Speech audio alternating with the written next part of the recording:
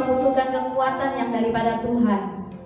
Sebab tanpa Dia kita tidak bisa berbuat apa-apa. Dan lebih daripada itu kita merindukan Roh Kudus Tuhan bekerja mengolah hati kita, supaya kita menjadi pribadi-pribadi yang menjadi lebih baik lagi dari hari ke hari, dan semakin kita segambar dan serupa dengan Tuhan Yesus Kristus. Mari biarlah saat-saat ini sebelum kita memulai ibadah kita tundukkan kepala, kita bersaat teduh pribadi dengan Tuhan. Biar setiap kita berkata-kata kepadanya, mempersiapkan hati, mempersiapkan pikiran, mempersiapkan tubuh jiwa roh kita, agar supaya apa yang kita lakukan berkenan di hadapan Tuhan dan mendatangkan berkat bagi kita semua. Kasih Tuhan Yesus. Kasih di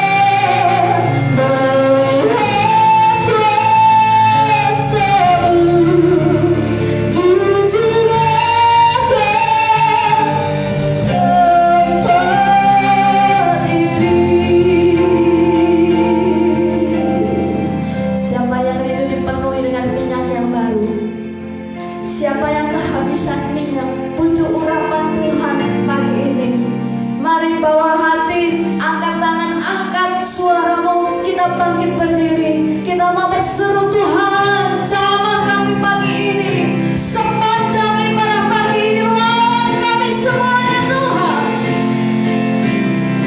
Urapilah kami dengan minyak baru, penuhilah kami dengan hadirat-Mu. Kami rindu Tuhan, melihat kuasa-Mu dicurahkan di tempat ini.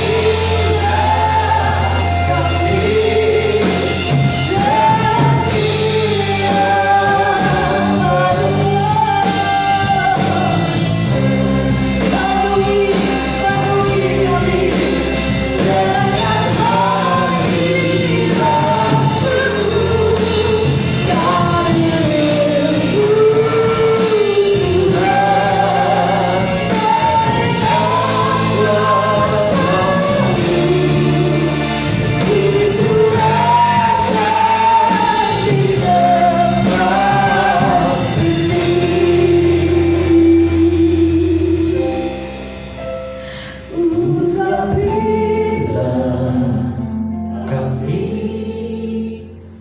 dengan minyak baru, penuhilah kami dengan hadirat-Mu. Kami rindu Tuhan, melihat kuasa-Mu dicurahkan di tempat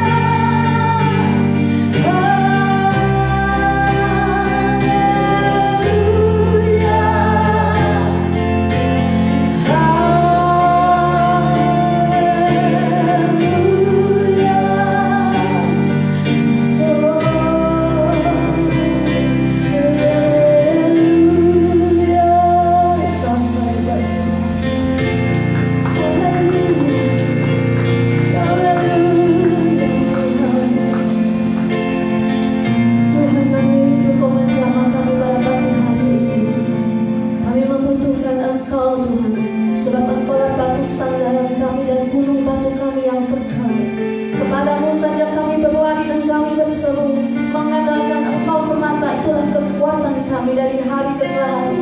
Sebab bila mana kami mulai mengandalkan diri kami sendiri Tuhan, kami jatuh, kami tidak sanggup Tuhan. Tapi dengan kuat kuasa Tuhan kami dimampukan, bahkan sampai hari ini kami datang di rumah Tuhan.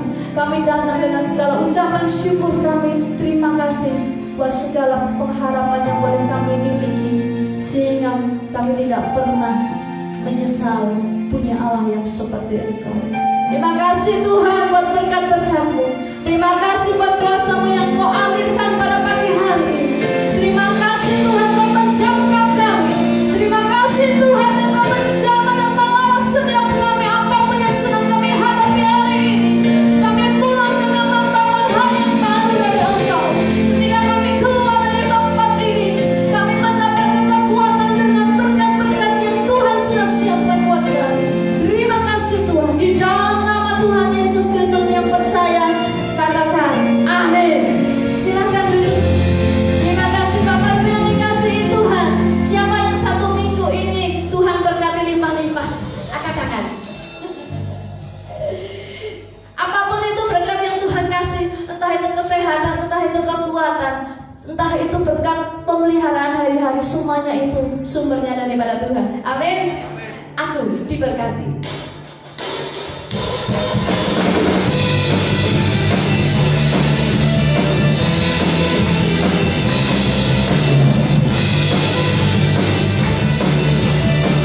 Kasih setiamu Tuhan, kasih setiamu nyata bagiku, firman kebajikan tersedia bagiku. Tak alasanku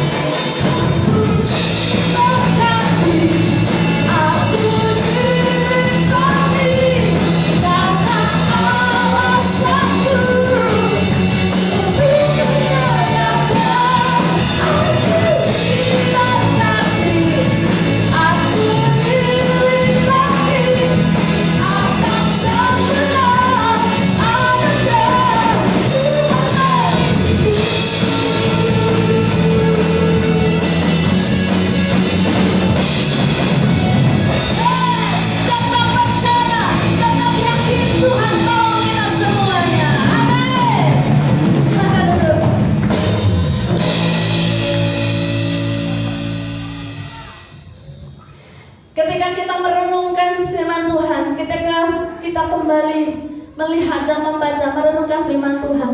Di situ saat kita lemah, saat kekuatan kita hilang, di situ Tuhan memberikan kekuatan yang baru. Tuhan memberikan pengharapan baru. Tuhan membuat firman itu seseorang berbicara kuat kepada kita, Bapak Ibu yang dikasihi Tuhan. Karena itu tetaplah percaya, tetap yakin.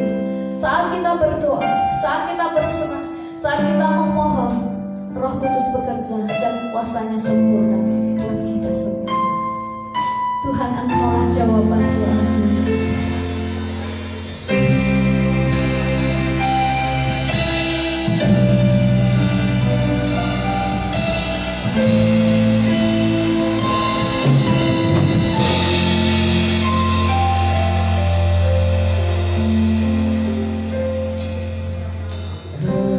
Engkaulah jawaban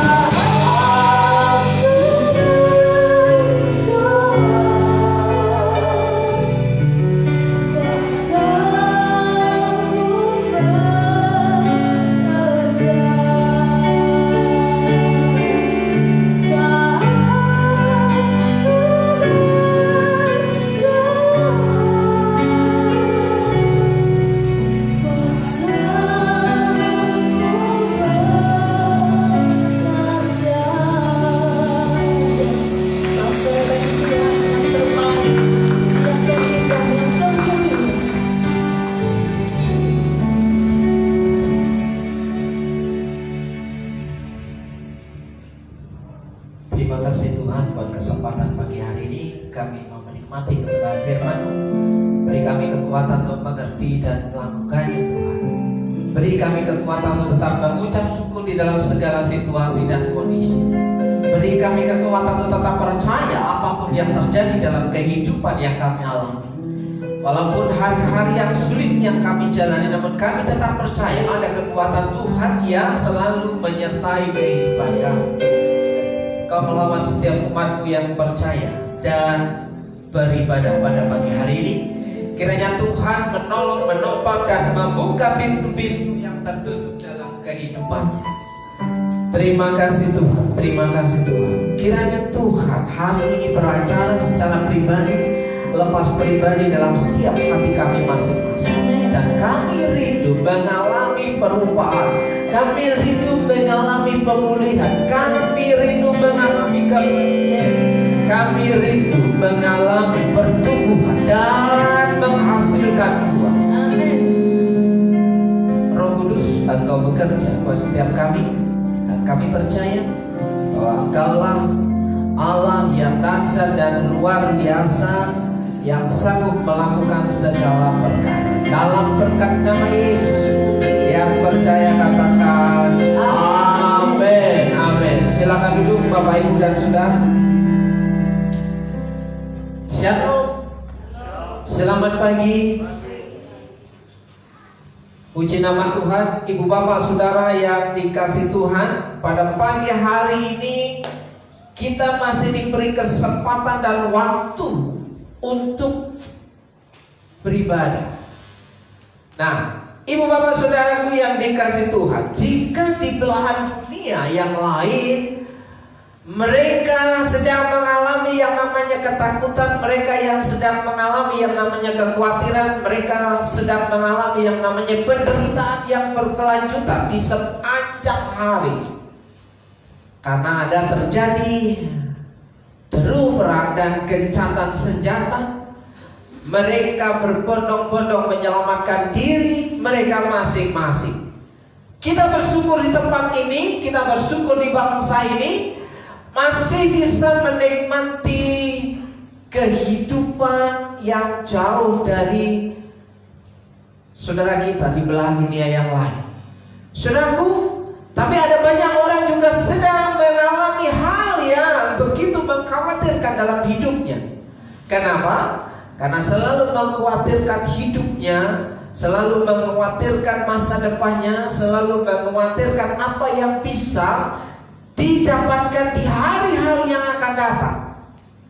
Saudaraku yang dikasih Tuhan, saudaraku yang dikasih Tuhan, orang boleh takut dan gelisah, tapi jangan berlama-lama. Amin. Ya, saudaraku yang dikasih Tuhan, pada pagi hari ini saya ingin mengajak saudara ya untuk merenungkan satu tema, harus bekerja, ya kan? Orang yang bekerja itu pastinya akan mempercayai bahwa dia punya kemampuan dan kapasitas dalam hidupnya, bahwa dia tidak akan mengalami kekhawatiran soal hal makan, minum, dan sandang. Kenapa? Karena orang yang bekerja, dia layak mendapatkan upahnya. Jadi harusnya kebutuhan hidup kita sehari-hari tidak menjadi masalah, walaupun harga miras itu semakin hari semakin melonjak, ya kan? Semakin hari ada banyak orang-orang yang sedang bagaimana cara mendapatkan minyak goreng. Nah, minyak goreng aja sudah menjadi hal yang mengkhawatirkan dalam kehidupan kita. Saudara yang dikasih Tuhan, saudara akan melihat antrian panjang yang hanya mendapatkan satu orang 2 liter. Mereka berbondong-bondong berangkat dengan membawa mobil. Gak tahu satu mobil itu isinya siapa saja. Mungkin bisa suami, mungkin bisa istri, mungkin bisa anak-anak dan tetangganya diajak semua. Tapi ketika sudah masuk belanja, mereka tidak saling kenal. Ya, kenapa? Mendapatkan satu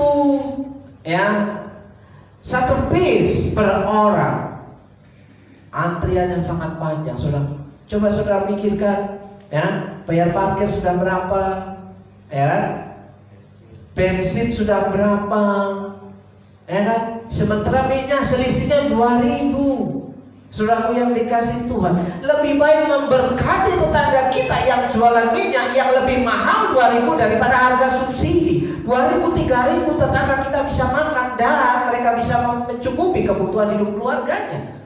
Saudaraku yang dikasih Tuhan, harusnya itu menjadi pemikiran kita. Tidak perlu khawatir dan takut dengan situasi dan keadaan. Kalau dulu-dulu bahwa harga minyak, bahan bakar minyak naik, ya besok dikatakan naik, ya nanti malam sudah berbondong-bondong antriannya. Saudaraku yang dikasih, isu ya ibu bapak saudara yang dikasih Tuhan, bahwa minyak dan gas akan mengikuti karena situasi konflik perang di Rusia dan Ukraina.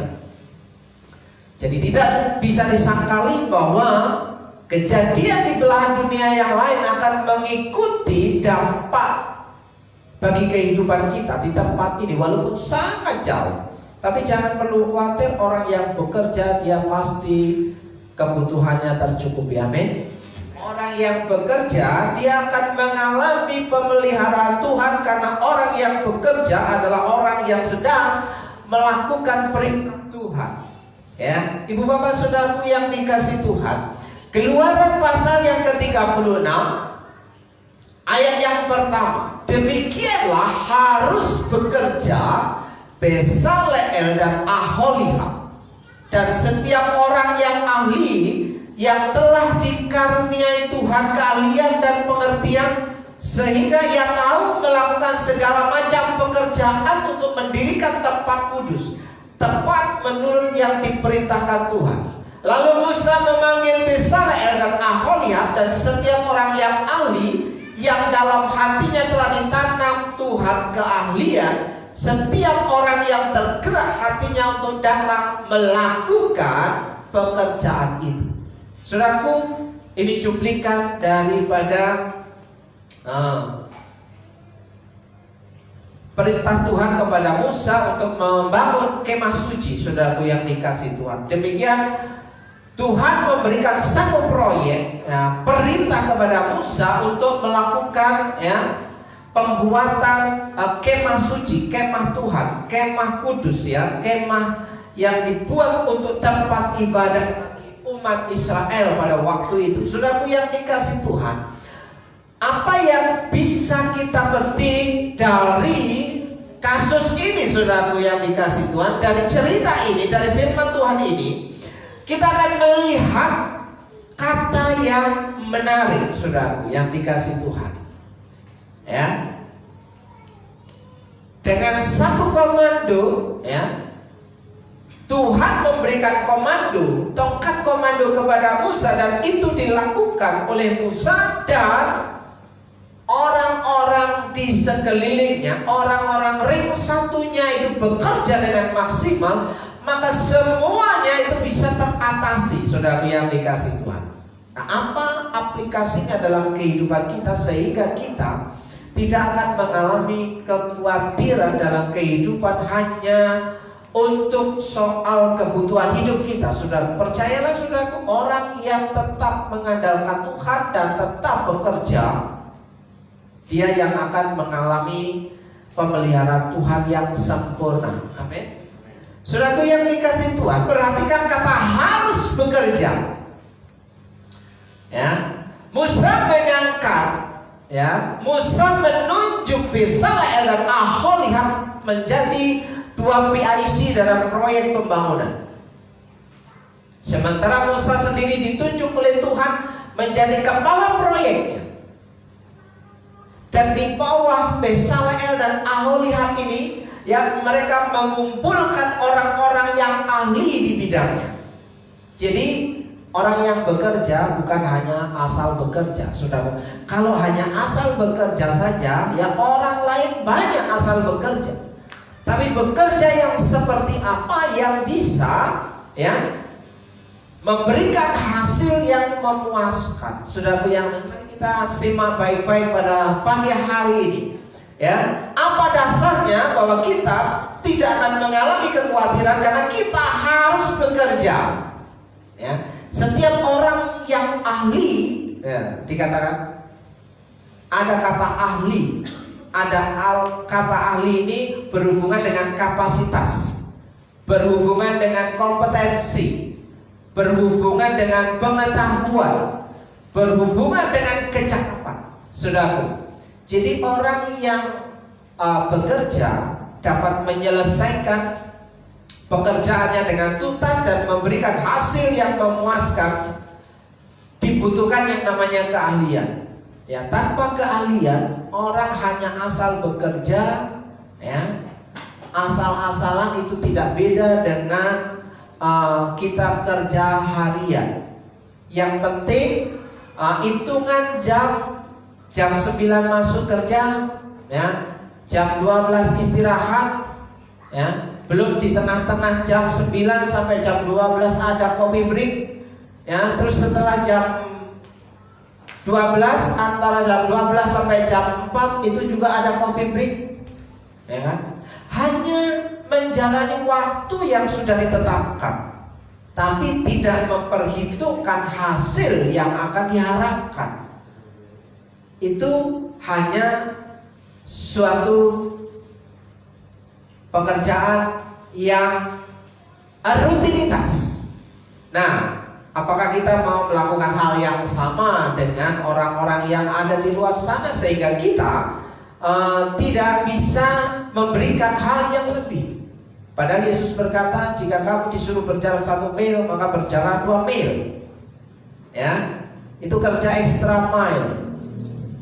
Ya, kerja lebih daripada apa yang sudah ditetapkan, saudaraku yang dikasih Tuhan. Nah, ada banyak orang hitung-hitungan soal pekerjaan, ada banyak orang hitung-hitungan soal waktu, ada banyak orang hitung-hitungan soal tenaga. Ya, ada banyak orang hitung-hitungan soal jarak. Kenapa? Karena dipikir kalau aku memberikan lebih, aku pasti rugi. Toh cuma bayarannya sekian. Nah, ibu bapak saudaraku yang dikasih Tuhan, bahwa orang yang menaruh bara api di atas kepala orang lain itu akan menikmati hasilnya, saudaraku. Bahwa orang yang bekerja lebih daripada yang diharapkan, dia akan mendapatkan perhatian yang khusus dalam pekerjaannya. Ya, tidak hanya sekali pakai, kapok terus dia tidak dipakai lagi, tapi sekali pakai, konsumen puas, ya, akhirnya dipakai lagi tenaganya, saudaraku. Dan itu akan dipromosikan dari mulut ke mulut. Dan itulah pemeliharaan Tuhan dalam kehidupan kita kalau kita mau bekerja lebih daripada yang diminta.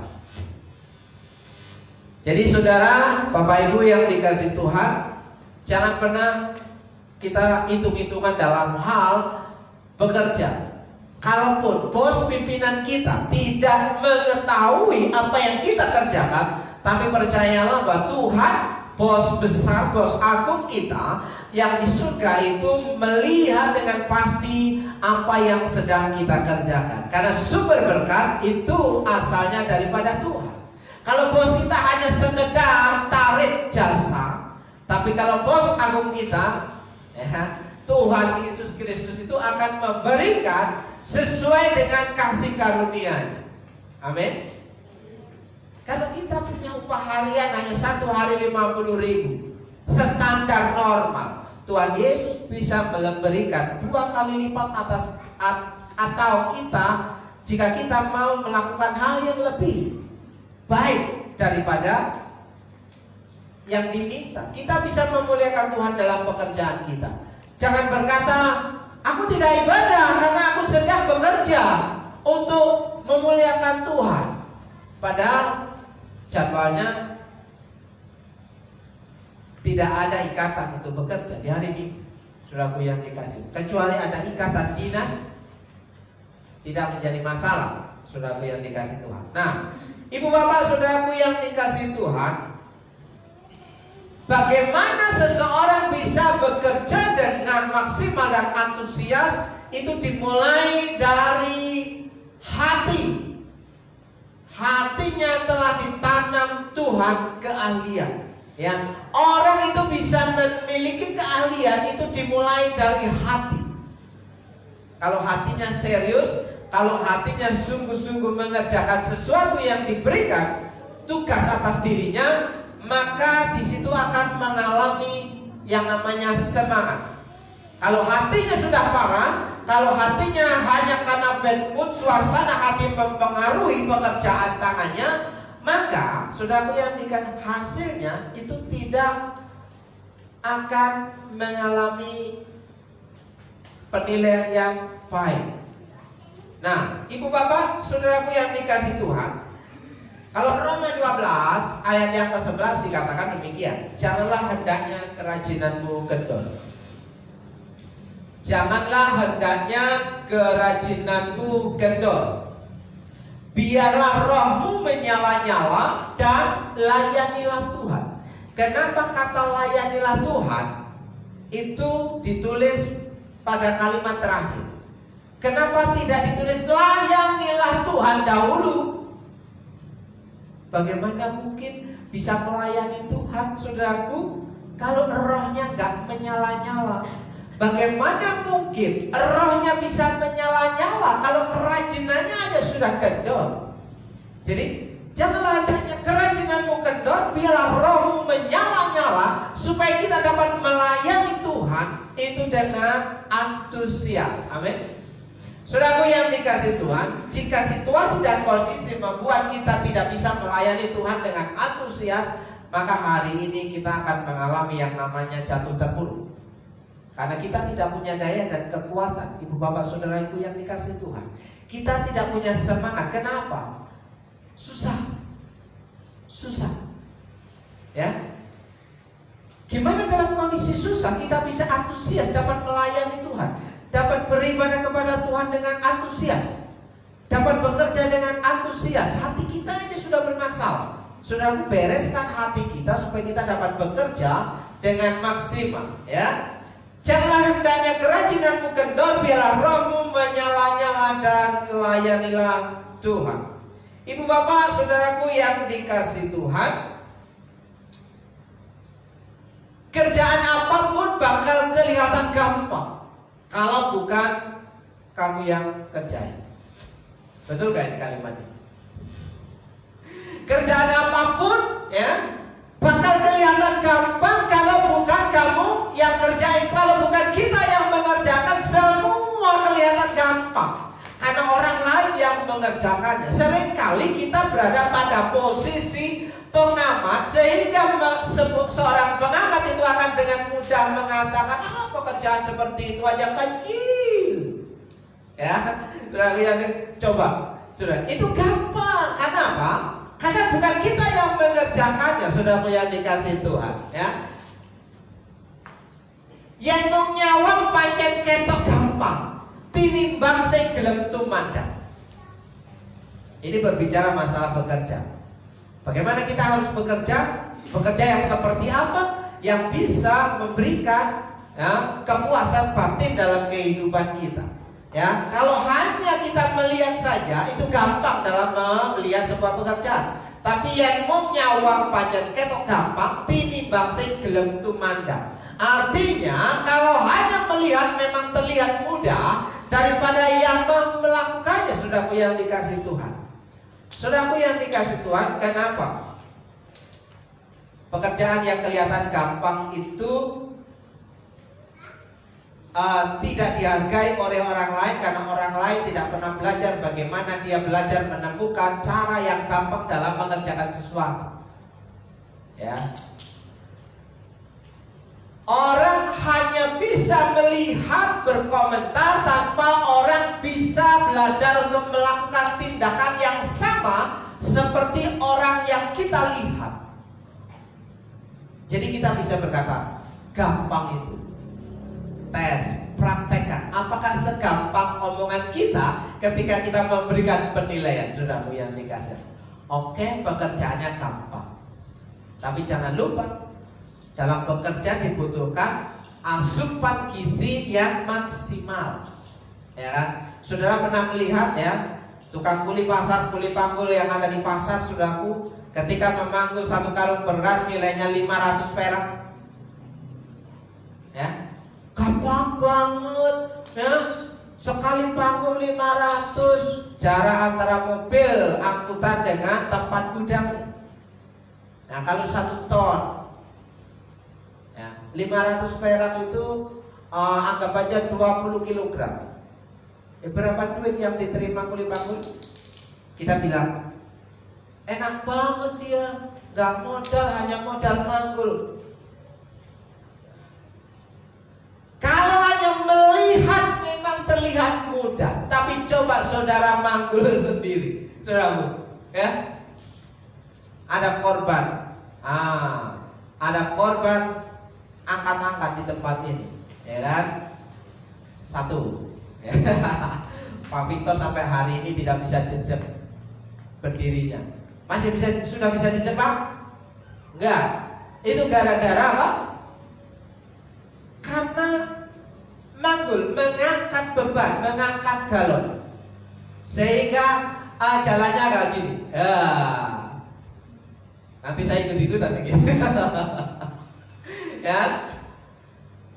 Ketika mencoba melakukan pekerjaan itu, ternyata pekerjaan yang ringan, mengangkat beban 9 liter itu kalau tidak sigap, maka kita bisa mengalami terkilir, saudaraku. Korban yang kedua masuk dulu, ya, mengangkat galon yang tadinya nggak angkat-angkat, tiba-tiba ngangkat jualan air galon, ya. Ada saraf yang terganggu. Ya. Saudaraku yang dikasih Tuhan, ada banyak hal yang bisa kita lihat kelihatan mudah, tapi ketika mempraktekannya itu ternyata tidak semudah kita ngomong, saudara. Tapi kita harus tetap bekerja. Supaya apa? Kita memiliki penghasilan, saudaraku yang dikasih Tuhan. Oke, berdoa dan bekerja adalah 2 hal tak terpisahkan. Berdoa dan bekerja merupakan 2 hal yang tidak terpisahkan. Bekerja lebih keras tidak akan berhasil jika kita tidak pernah berdoa. Orang yang bekerja dengan keras, yang tidak mau berdoa mengandalkan Tuhan, ya, dikatakan tidak akan mengalami yang namanya berhasil. Ada hasilnya, tapi tidak akan bertahan lama. Tapi di sini saudara, kalau kita balik, ya, berdoa dengan lebih keras, ya, tidak akan berhasil jika kita tidak bekerja. Sama aja, ya. Orang rajin berdoa tapi tidak mau bekerja, sama aja. Kesalehan yang semu, kesalehan yang hanya dibungkus, hanya jubahnya saja, ya. Doanya kencang, tapi bekerjanya malas. Saudaraku, kira-kira ada orang yang mau mempekerjakan orang yang saleh seperti ini? Saya kira akan diperhitungkan 10 kali lipat. Walaupun dia orang yang rajin ibadah, tapi bekerjanya asal-asalan, belum bisa mendapatkan perhitungan.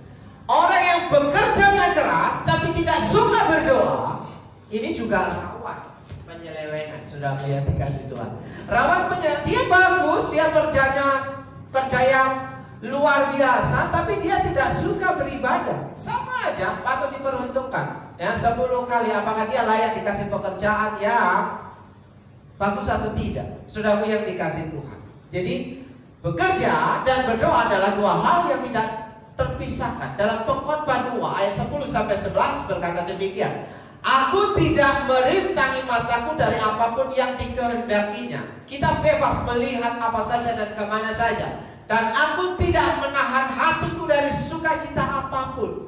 Saudara layak untuk bahagia. Jangan lupa bahagia.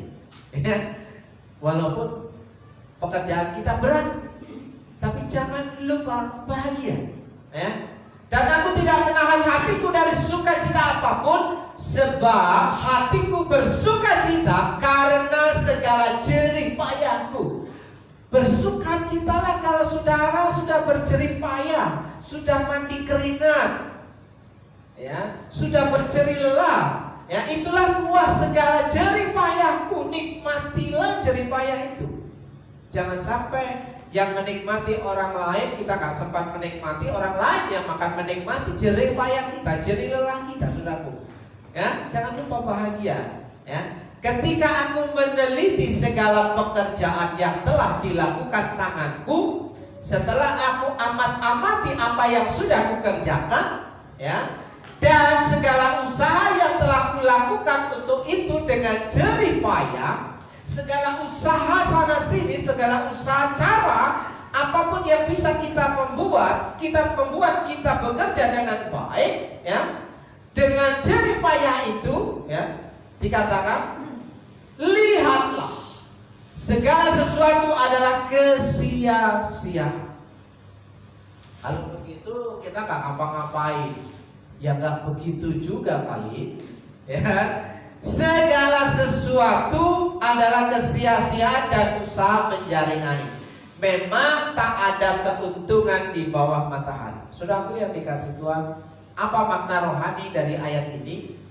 Karena ketika kita kembali kepada Bapa di surga, semua hasil jerih lelah kita tidak bisa kita bawa. Saudaraku yang dikasih Tuhan, yang bisa kita bawa adalah apa yang sudah kita perbuat bagi orang lain.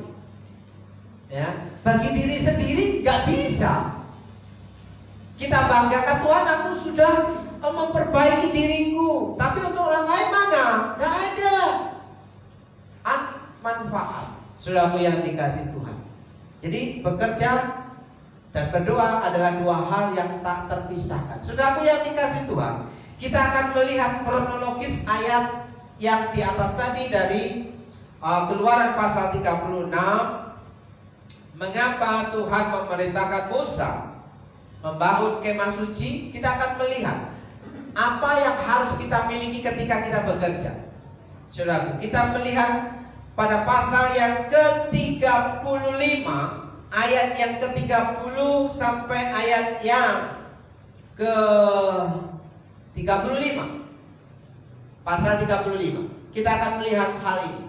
Saudaraku yang dikasih Tuhan, Keluaran pasal 35 ayat 30, berkatalah Musa kepada orang Israel, lihatlah, Tuhan telah menunjuk Bezalel bin Uri bin Hur dari suku Yehuda. Satu suku diambil, ya.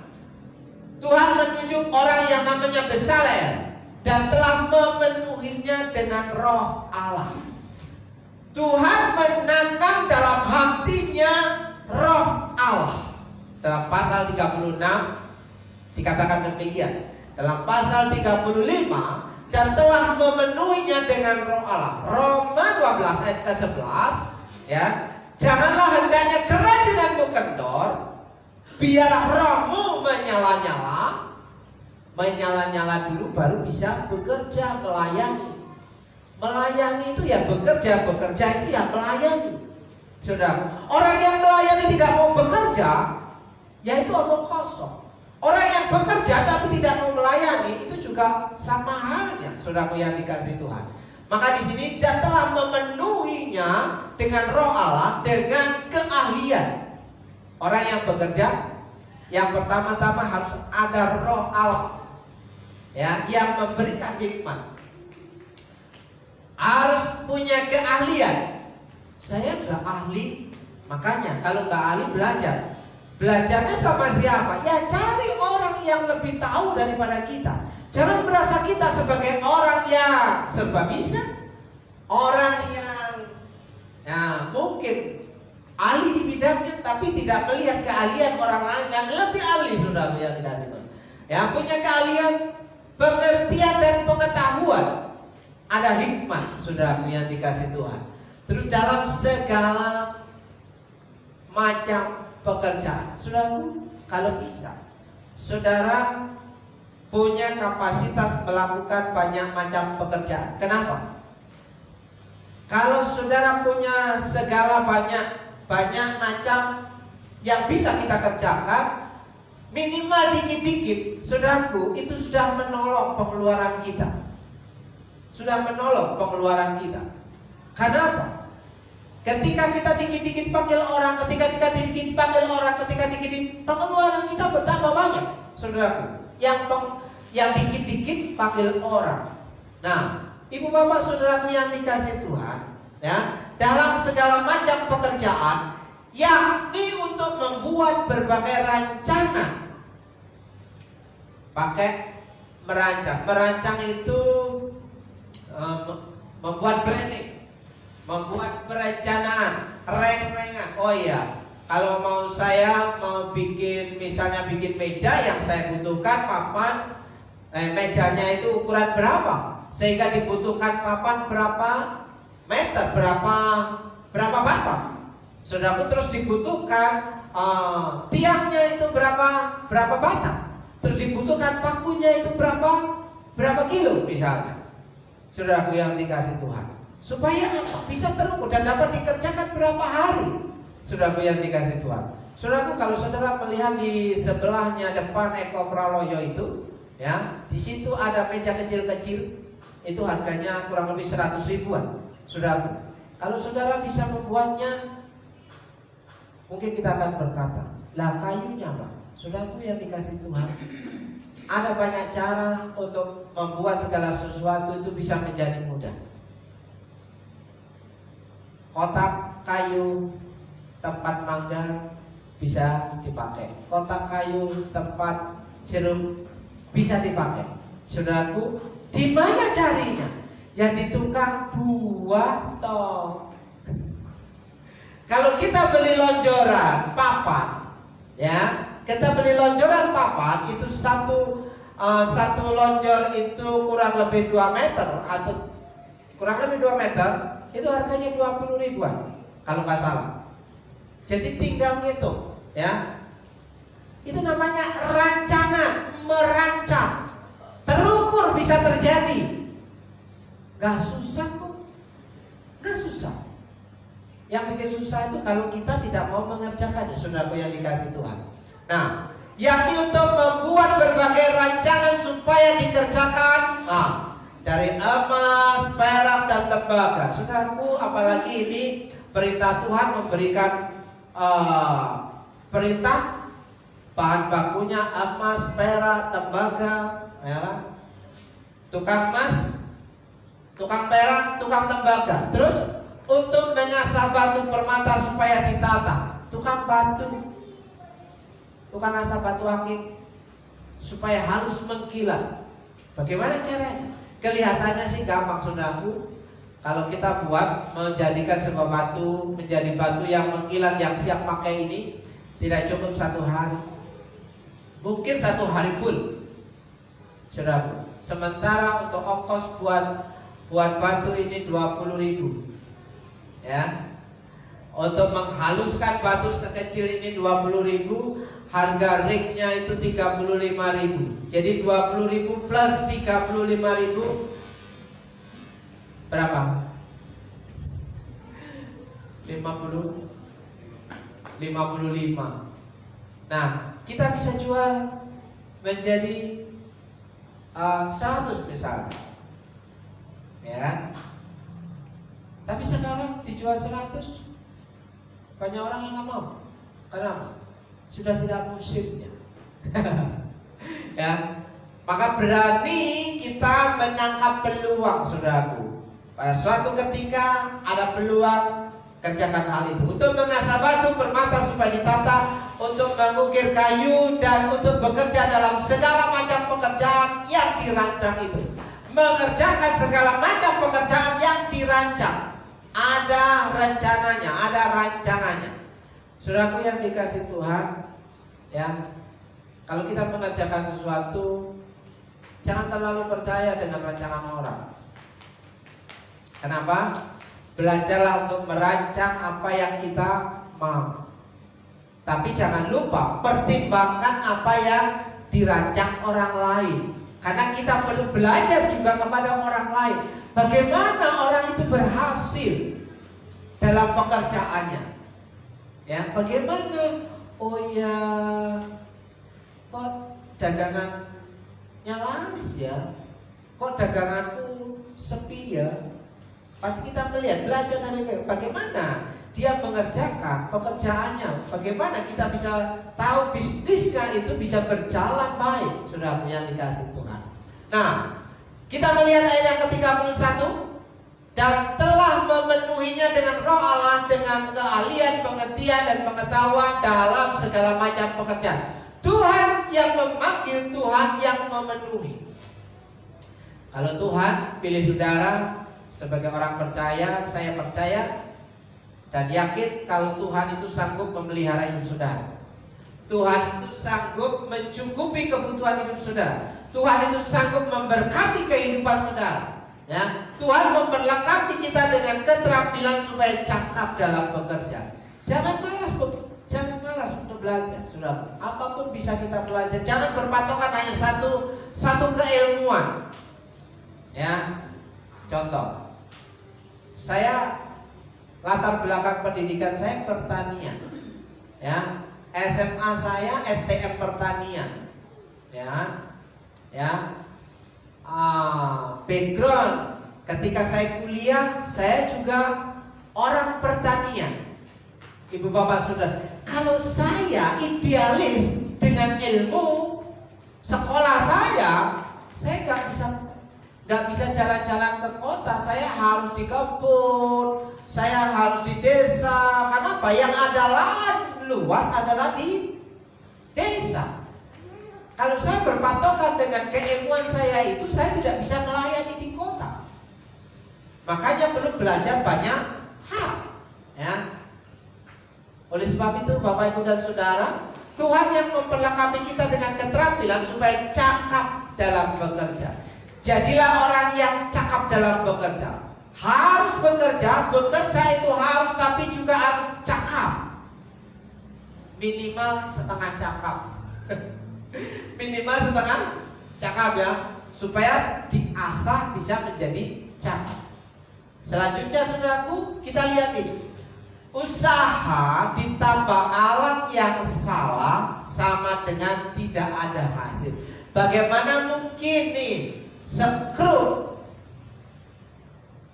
mau mengeluarkan sekrup atau mau mengencangkan sekrup, memakainya kunci yang seperti ini. Harusnya pakai apa? Kalau Bapak ini sudah hafal ya. Pakai obeng, ya kan? Pakai obeng pasti diputar, ya. Bagaimana ini bisa berputar kalau pakai alatnya yang salah? Makanya, ya, usaha ditambah alat yang salah sama dengan tidak ada hasil. Jika kita sudah bekerja keras tapi dengan cara yang salah, tidak maksimal hasilnya, ya keuntungannya minim. Caranya salah. Saudaraku, hari-hari ini saya dibully di Facebook gara-gara potongan rambut saya. Kenapa? Gak pantes. Wis tua kaya ngono. Kaya anak pang. Saudaraku yang dikasih Tuhan. Salah satu cara kita menaikkan rating di media sosial supaya ramai itu ya begitu. Cari haters supaya orang membuli kita, ya. Tapi ketika saudaraku pendeta kok kayak ngono, ya, masa saya penampilan saya berbeda, sama dengan hari-hari biasa, hari-hari di luar pelayanan, masa harus sama seperti ini?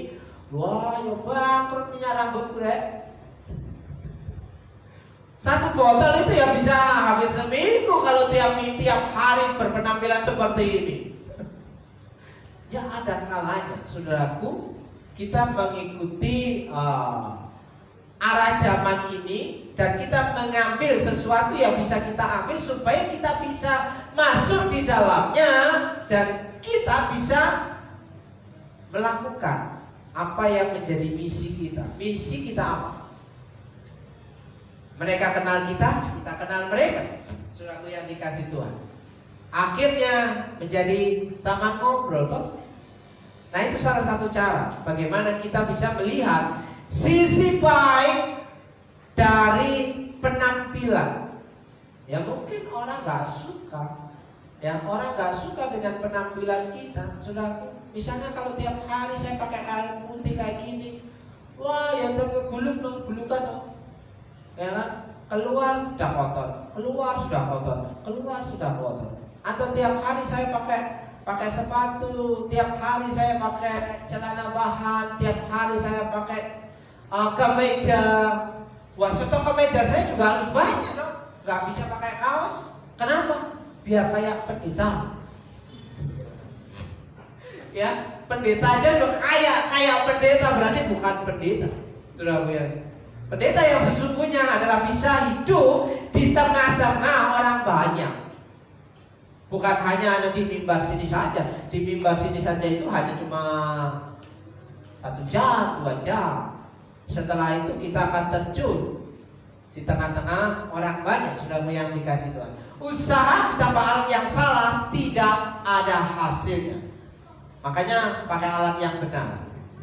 Ayat yang ke-34, dan Tuhan menanam dalam hatinya dan dalam hati Aholia bin Ahisamak dari suku Dan. Tuhan mengambil satu orang dari suku Dan untuk menjadi leader kepandaian untuk mengajar. Dari suku Yehuda, ahli punya kecakapan keterampilan. Dari suku Dan, dia ahli dalam mengajar. Jadi ada bagiannya, ada yang bekerja, ada yang melakukan training, ya, ada yang mengajar. Jangan semuanya jadi pengajar. Kalau semuanya jadi pengajar, yang take over di bawah nggak ada. Nah, semuanya memberikan masukan, semuanya memberikan usulan, semuanya ngajar. Yang diajar siapa? Yang bekerja siapa? Lah semuanya guru semua. Ini gak jadi. Misalnya, papi yang melakukan pekerjaan sebagai tukang servis. Terus ada penasehat ajaib 10. Masing-masing ketika papi ini bekerja mengerjakan reparasi, 10-10-nya ini berbicara, memberikan masukan untuk papi kerja. Kira-kira papi bisa kerja gak? Bising, reak, ruwet, bising apa? Ya, kebanyakan pengajar, sedikit yang bekerja, ya susah. Harusnya seimbang. Yang bekerja, take over, operasional, pelaksana ada, ahli-ahlinya ada, dan yang mengajar juga ada. Makanya komplit, alatnya tepat. Saudaraku yang dikasih Tuhan, ya. Kepandaian untuk mengajar, ia telah memenuhi mereka dengan keahlian untuk membuat segala macam pekerjaan. Seorang tukang, pekerjaan seorang ahli, pekerjaan seorang yang membuat tenunan yang berwarna-warna dari kain ungu tua, ungu muda, kain kimisi, lenan halus, dan pekerjaan seorang tukang tenun yang sebagai pelaksana segala macam pekerjaan dan perancang segala sesuatu. Ternyata umat Tuhan itu sebenarnya ahli-ahli. Orang Israel tidak kurang banyak orang pintar, pengajar, tidak kurang banyak orang ahli punya keahlian. Tukang emas, tukang perak, tukang tembaga, ya, desainer, arsitek, ya, tukang tenun, tukang batu, semuanya ada. Orang Israel itu ada, walaupun negaranya kecil, tapi betapa hebatnya mereka bisa menjadi negara yang kuat. Saudaraku, dibombardir negara kanan kiri depan belakang, mereka tetap kuat dan hari ini masih ada dan tetap eksis. Saudaraku yang dikatakan, karena apa? Alat yang dipakai untuk bekerja pas. Saudara yang dikasih Tuhan, ya. Tuhan sumber hikmat, keterampilan tanpa hikmat Tuhan itu pasti hasilnya tidak memberikan kepuasan. Hasil yang tidak memberi kepuasan karena kita seringkali memakai alat yang salah. Harusnya kita belajar keterampilan dan belajar cakap untuk memberikan rancangan. Saudaraku yang dikasih Tuhan, bagi orang percaya, situasi sulit bukanlah hal kemalangan, melainkan kesempatan untuk melihat kebesaran Tuhan. Situasi sulit bukan sebuah kemalangan, tapi sebuah kesempatan untuk mengalami mukjizat Tuhan. Ketika kita sedang menemukan jalan buntu, percayalah jika kita menghampiri Tuhan dengan sungguh-sungguh, di situ akan ada mujizat. Amin. Karena kita sudah buntu nih, kita sudah melakukan banyak daya upaya. Saatnya Tuhan turun tangan. Kita angkat tangan. Haleluya. Ya. Nah, akan ada berkat yang tidak lazim itu diperintahkan mendatangi hidup saudara.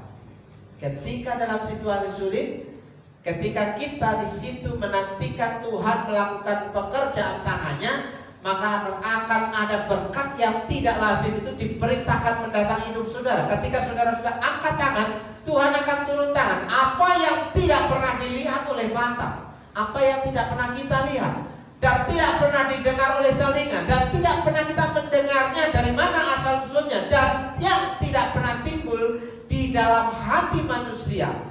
Punya keinginan aja tidak, semua yang disediakan Allah untuk mereka yang mengasihi Dia. Orang yang mengasihi Dia itu akan mendapat kejutan demi kejutan di saat-saat mengalami kesulitan. Saudaraku, karena apa? Tuhan di situ yang akan bertindak dan bekerja. Nah, ibu bapak saudaraku yang dikasih Tuhan, kehendak Tuhan makin dapat kita pahami hanya jika kita mau terus-menerus mengisi pikiran kita, hati kita, dan hidup kita dengan firman-Nya. Ya, kehendak Tuhan kita bisa pahami. Kita mungkin berkata, aku akan melakukan kehendak Tuhan. Dari mana kita tahu kehendak Tuhan dalam hidup kita? Kalau firman Tuhan itu tidak kita masukkan dalam pikiran kita, dalam hati kita. Saudaraku, orang yang mengisi hidupnya, pikirannya, hatinya dengan firman Tuhan, dia akan mengetahui kehendak Tuhan. Roma 12 ayat 2. Janganlah kamu menjadi serupa dengan dunia ini, tetapi berubahlah oleh pembaharuan budimu, sehingga kamu dapat membedakan manakah kehendak Allah, apa yang baik, yang berkenan kepada Allah, dan yang sempurna. Orang hanya bisa membedakan mana yang baik dan buruk kalau hatinya ada terang firman Tuhan. Percaya tidak percaya saudaraku, saudara harus percaya. Orang hanya bisa membedakan ini salah, ini benar kalau hatinya dipenuhi dengan kebenaran firman Tuhan. Oh, ini buruk, ini baik. Itu bisa dengan jelas terjadi kalau kita tahu kebenaran. Saudaraku yang dikasih Tuhan. Nah, ibu bapak saudaraku yang dikasih Tuhan, orang pesimis melihat kesulitan di setiap kesempatan. Orang pesimis itu orang yang gampang putus asa, tidak mau bergerak, dia malas, ya, akan melihat kesulitan di setiap kesempatan. Tapi orang optimis melihat kesempatan itu di setiap kesulitan. Di setiap ada kesulitan, ada kesempatan yang bisa kita ambil. Sudah punya aplikasi. Jadi carilah kesempatan di tengah-tengah kesulitan, tapi dalam hal yang positif. Sudah yang dikasih Tuhan, ya, jangan membuat air keruh itu menjadi sesuatu yang tidak baik, karena air keruh itu budak. Sudah yang dikasih Tuhan. Jadi jangan memancing di air keruh, itu maksudnya apa? Ya, mencari kesempatan dalam kesempitan untuk sebuah tujuan yang negatif. Itu memancing di air keruh. Jadi siapa kita hari ini? Apakah kita orang yang optimis ataukah kita orang yang pesimis? Orang yang pesimis itu hanya berwacana, tapi orang yang optimis dia akan bertindak, bergerak. Saudaraku, yang terakhir, iman bukan hanya sekedar mendapatkan apa yang kita ingin. Kita beriman kepada Tuhan bukan berdasarkan apa yang kita inginkan saja. Apakah doa kita dijawabkah, permintaan kita dikabulkankah? Tapi saudaraku, iman yang benar memiliki dasar yang kuat untuk tetap taat kepada Tuhan apapun yang terjadi. Kalaupun sakit saya tidak sembuh, saya akan tetap taat kepada Tuhan. Saat ini saya sedang mengalami sakit, ya, sama seperti yang diderita istri saya, ya. mengalami yang namanya gangguan saraf di pergelangan tangan yang ada di jarinya. Kalau istri saya di jarinya kena gangguan saraf sehingga jari-jarinya tidak berfungsi dengan normal, jari telunjuknya. Dan dia bisa menikmatinya, dia bisa bersyukur kalau Tuhan berikan karunia menikmati rasa sakit itu. Jadi tahu rasa sakit itu. Yang saya tadinya tidak tahu bagaimana dia menderita, saya mengalami hal yang sama. Ya, saraf jempol saya ini mengalami gangguan. Nah, sudah 2 bulan ya, sudah 2 bulan mengalami rasa sakit. Ketika ini digerakkan gini atau untuk ngangkat yang agak berat, rasanya nyeri Pak. Tapi saya menikmatinya. Tuhan, ini penyakit tua. Karena saraf penyakit tua saudara, ya, karena banyak angkat beban, ya, dengan cara yang salahnya tadi. Angkat beban dengan cara yang salah, hasilnya tidak memuaskan. Saudaraku yang dikasih Tuhan, saya bisa mensyukuri dengan rasa sakit ini. Ketika ada rasa sakit, saya bisa teriak, Tuhan tolong, aku gak kuat, butuh orang lain. Ya. Ketika mau mengangkat beban yang satu lagi, terasa sakit, Tuhan tolong, aku gak kuat, butuh orang lain. Ada manfaatnya juga rupanya rasa sakit. Ketika gak sakit, kita semua kerjakan sendiri, kita semua lakukan sendiri tanpa mengajak orang lain, tanpa melihat, tidak butuh orang lain. Tapi ketika ada rasa sakit, Tuhan aku gak kuat, tolong. Kalau Tuhan nolong itu tidak ujuk-ujuk langsung Tuhan itu langsung akan beban kita. Tuhan kirim orang lain. Ya. Iman yang benar memiliki dasar yang kuat untuk tetap taat kepada Tuhan apapun yang terjadi. Yuk, jangan jadi manusia cengeng. Walaupun kita kondisi kurang baik, kita tetap ya bersyukur. Kalau kamu tidak benar-benar bertarung untuk apa yang kamu inginkan, maka jangan menangis untuk apa yang tidak kamu dapatkan. Jika kita tidak mau memperjuangkan apa yang kita sudah harapkan, maka jangan berharap kita mendapatkan apa yang kita inginkan itu. Sudah yang dikasih Tuhan. Nah, kalau tidak benar-benar bertarung, kalau tidak benar-benar berjuang, kita tidak akan mendapatkan hasil yang memuaskan. Saudaraku yang dikasih Tuhan, mari berjuang dalam hidup ini. Jangan menyerah, jangan lelah. Kalaupun jatuh, bangun lagi. Kalaupun rugi, pasti ada hari esok keuntungan itu pasti akan datang. Amin. Saudaraku yang dikasih Tuhan, tetap teguhkan hatimu dan kuatkan hatimu. Mari kita tetap bersandar kepada Tuhan. Dan kita akan menutup, mengakhiri ibadah kita. Dan kita akan berdoa dan mengundang para pemain musik untuk dapat maju ke depan.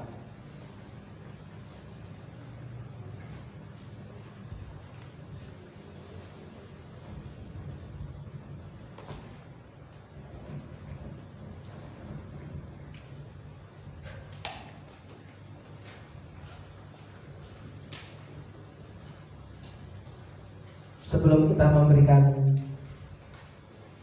persembahan yang terbaik untuk pekerjaan Tuhan di tempat ini, kita akan berdoa.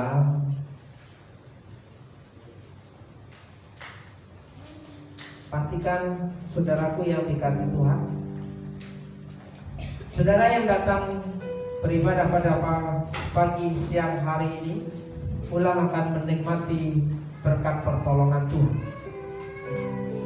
Jika engkau orangnya, mulailah dengan satu perenungan.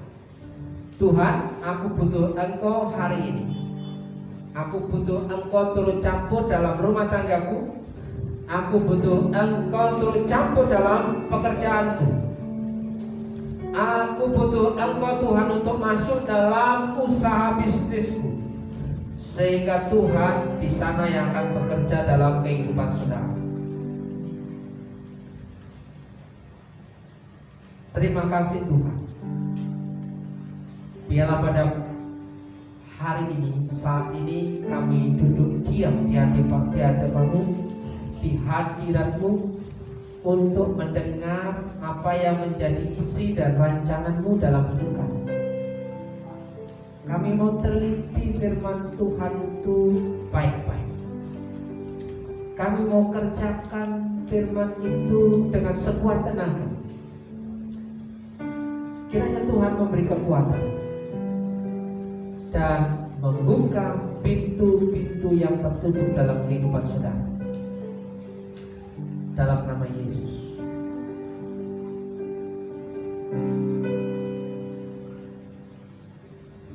Terima kasih Tuhan. Memberkati setiap umat-Mu yang mengikuti ibadah pada hari ini dalam nama Yesus.